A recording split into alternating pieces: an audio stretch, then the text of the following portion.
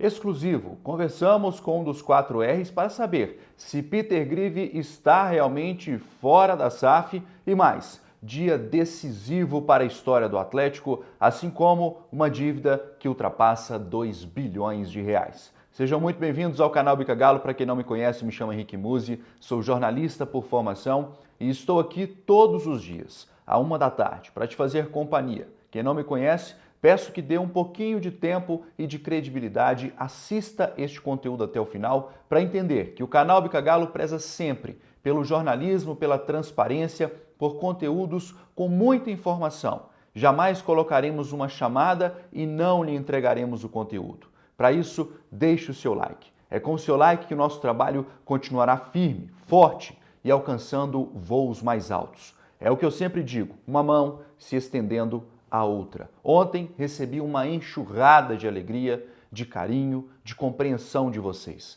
Foram mais de 1.400 likes no conteúdo de ontem, por isso peço ajuda mais uma vez. E para quem não é inscrito, se inscreva. É através da sua inscrição que alcançaremos mais e mais ouvidos e daremos mais voz ao que realmente importa, que é o jornalismo com transparência. Vamos nessa? Vamos falar então sobre Peter Grieve, sobre a votação no Conselho Deliberativo e sobre a dívida assustadora do Clube Atlético Mineiro. Olha, há pouco li no portal Globo Esporte uma matéria que não está assinada, é uma matéria proveniente do portal Globo Esporte, dizendo que Peter Grieve estaria fora da SAF, ou seja, não faz mais parte da SAF do Atlético, o que aparentemente não é verdade. Não estou aqui para contestar os colegas, mas sim para trazer um outro lado da informação. Há cerca de um mês, quem acompanha aqui o canal Bica Galo, trouxemos aqui em primeira mão de que o Atlético teria 2 ou 3 novos investidores, juntamente com o fundo americano e também os 4Rs. A proposta inicial, lá atrás, seria 4Rs, fundo americano e o clube mantendo um percentual da SAF. Ou seja, o Atlético seria dono da própria SAF, juntamente com 4Rs e investidor estrangeiro.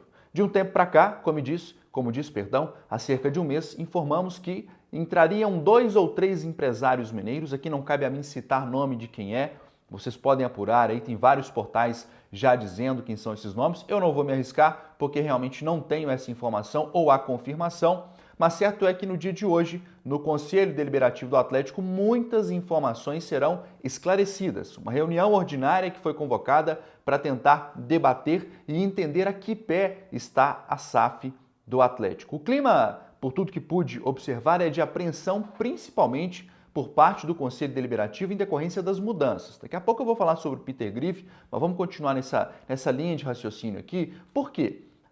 O Conselho Deliberativo realmente ele não tem acesso a todas as informações e vai, de fato, consumindo aquilo que a imprensa, que os veículos alternativos, como somos aqui, vão informando, os conselheiros vão tendo acesso à informação por meio da mídia. Bom, fato é que essa informação de que Peter Grieve ou investidor estrangeiro caiu não procede. Conversamos há pouco com um dos 4Rs que gentilmente nos atendeu. Aliás, se tem algo que essa diretoria faz, além de trabalhar de forma séria, que não é puxa-saquismo de ninguém. Quem me acompanha sabe disso, mas eu acho que o trabalho dos caras realmente é bom e muito distante do amadorismo que era praticado no passado. Muito distante. E gentilmente nos atenderam, um dos 4Rs, sobre a informação do Peter Grieve. Perguntei, olha, a que pé está isso? Peter Grieve ou investidor gringo realmente está fora? E a resposta foi abre aspas, não procede. Famílias mineiras vão ancorar o deal, ou seja, o acordo. Famílias mineiras vão sustentar o acordo. E segue com a possibilidade do fundo estrangeiro entrar. Isso não está descartado, fecha aspas, então, a nossa fonte, um dos 4Rs, então, se dispondo a abrir essa conversa com o canal Bica Galo antes mesmo da reunião do Conselho Deliberativo. Não estou aqui para criticar os colegas do Globo Esporte, muito pelo contrário, o Fred Ribeiro, por exemplo, que é um jornalista que está lá, é incrível, fantástico em tudo que faz. Eu realmente tenho muito apreço, apesar de não conhecê-lo pessoalmente, fica aqui o meu abraço, o meu carinho, mas a informação que nós temos é diferente do portal Globo Esporte. O Atlético segue sim com a possibilidade da entrada de um investidor estrangeiro dentro da SAF. Conversamos, repetindo, com um dos 4 R's.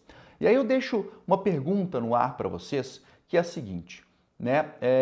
Filho de muitos pais não tem dono. Não sei se vocês conhecem esse ditado, mas a verdade é que algumas pessoas que eu converso ficam um pouco receosas sobre o futuro do Atlético, porque se você tem 4 R's, 3 investidores, ou seja, só aí são 7 pessoas, mais um grupo estrangeiro, são 8 pessoas ou grupos diferentes gerenciando a mesma empresa.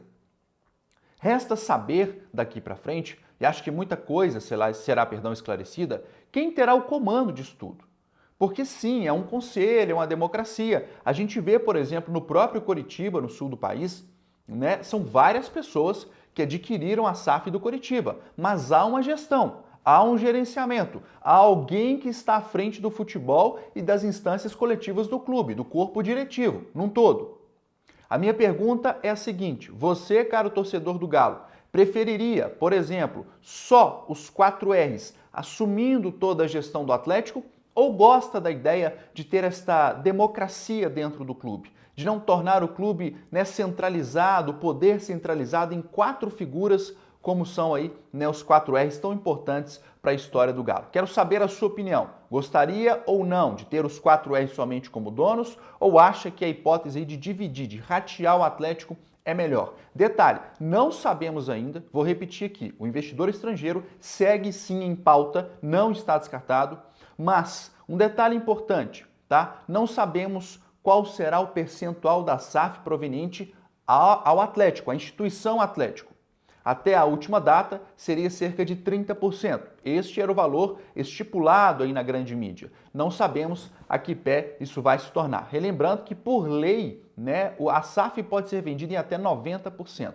Ou seja, 10% permanece para a associação, não pode se tornar SAF. Vamos ver a que pé fica isso. E outra informação não menos importante, gente, vamos deixando o like aí, vocês não estão deixando o like, me ajuda, vamos bater pelo menos 1.300 likes neste vídeo. Conto muito com esse amor, com esse carinho, com essa compreensão incrível de vocês, que a cada dia, né, entrega mais para o Bica Galo e reconhece o trabalho bem feito, reconhece a seriedade do jornalismo. Independentemente da sua opinião em relação a mim, ao Marco Geves, vocês sabem que aqui no canal Bica Galo tem informação séria, tem credibilidade. Jamais viremos aqui com achismos para enganar você, torcedor, com opinião fajuta, com coisa que não lhe interessa. Não vamos embananar a cabeça do torcedor, jamais. Então vem com a gente, porque essa informação aqui, ela também é muito importante. A dívida do Atlético passa hoje dos 2 bilhões de reais.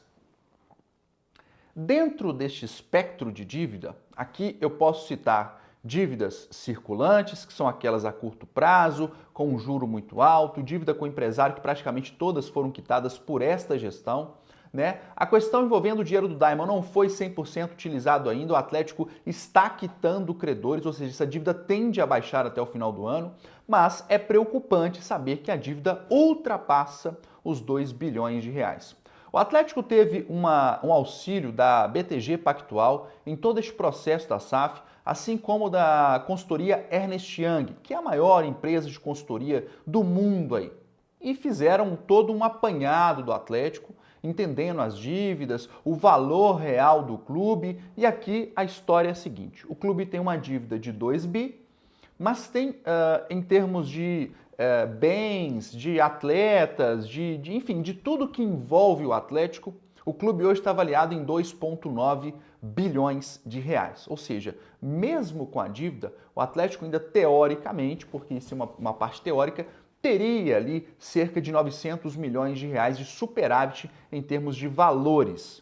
Sabemos que os investidores não aportarão os 2 bilhões de reais de dívidas. Por quê? Explico. Não significa que o clube, tendo 2 bilhões de dívida, ele tem que quitar esses 2 bilhões. O que o Atlético vai fazer com a chegada dos investidores é o seguinte: vamos ver aqui, desses 2 bilhões, quais são as dívidas prioritárias, ou seja, aquela que tem um juro maior, um prazo menor para pagar, vamos pagar todas, Vamos deixar as finanças do clube em dia. Para vocês terem uma ideia, o Atlético paga hoje, só de juro e correção por mês, cerca de 10 milhões de reais. Pensem nisso durante o ano. 120 milhões de reais de juro e correção sem abaixar um tostão da dívida. Você, por exemplo, compra um apartamento e de repente você começa a pagar, não tem dinheiro para comprar o seu apartamento, a sua dívida continua e você só está pagando juro. A dívida não abaixa. Ela está lá, crescendo. E o seu juro está aqui, ó, corroendo. É isso que vive o Atlético hoje, então esses investidores farão isso, abaixarão essa dívida, por quê? O clube se tornará autossustentável. O Atlético, com a própria receita, seria capaz de se sustentar e ainda de quitar essa dívida restante. Pô, Muzi, mas e aí? Os caras vão quitar uma dívida de 1 bilhão e vai ficar por isso mesmo? Não. Tem investimento no futebol, tem reforma de centros de treinamentos, existe uma legislação para isso. À medida que isso for aprovado pelo Conselho Deliberativo, e hoje nós vamos saber de muita coisa, à medida que isso for aprovado pelo Conselho, o que acontece?